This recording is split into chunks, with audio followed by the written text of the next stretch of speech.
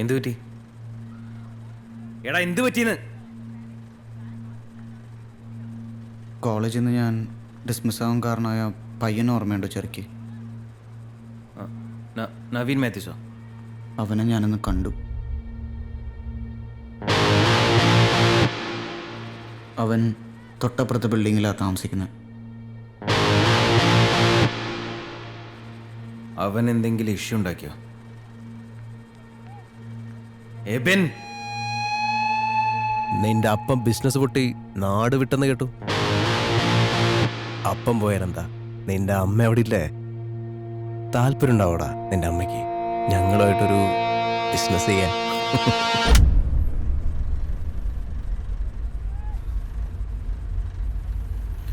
എന്നിട്ട് നീ എന്താ ചെയ്തേ? എടാ നീ എന്താ ചെയ്തത്?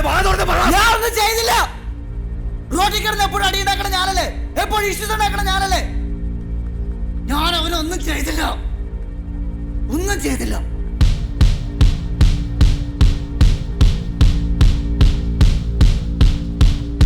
വാ.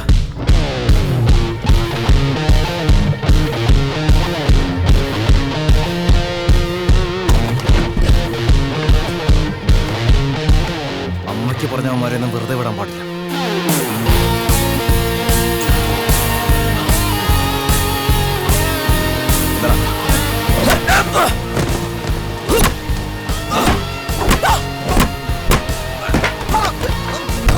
അമ്മയ്ക്ക് പറയണം.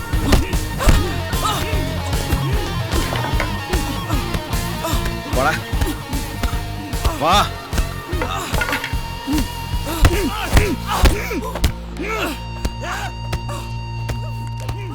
ഹലോ ഫിലിപ്പങ്ങളെ, താമസിക്കാൻ പുതിയൊരു ഫ്ലാറ്റ് കിട്ടോ? നിങ്ങളുടെ ഫ്ലാറ്റിന് എന്താ പറ്റി? അല്ല, ഈ ഫ്ലാറ്റിൽ ഇനി താമസിക്കാൻ പറ്റും തോന്നല്ലോ. എന്താ പ്രശ്നം? പ്രശ്നമൊന്നുമില്ല. ഈ ഫ്ലാറ്റിലെ ഭയങ്കര ചോർച്ച. ഇവൻ ഇനി എന്താ ചെയ്യേണ്ടതെന്ന് എനിക്കറിയില്ല. ദേ ഒരു ചേട്ടൻ ഇരിക്കുന്നു, ക്രിക്കറ്റ് ബാറ്റ് എടുത്ത് കയ്യിൽ കൊടുത്തിരിക്കുക. നീ ആരടാ? ഗുണ്ടാ തലവനോ? ആ ഇടി കിട്ടിയ പയ്യന്റെ ദേഹം ഒന്ന് കാണണം. മാവ് കുഴച്ച മാതിരി ഇരിക്കുക, ഒരു ഇഞ്ച് ബാക്കി വെച്ചിട്ടില്ല.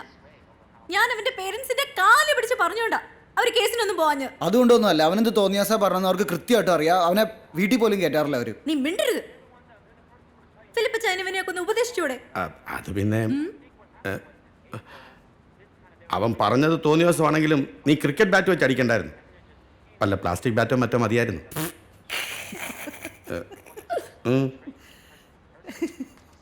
മാറി ഇറക്കാം. പറയാൻ പോയ എന്നെ പറയണം.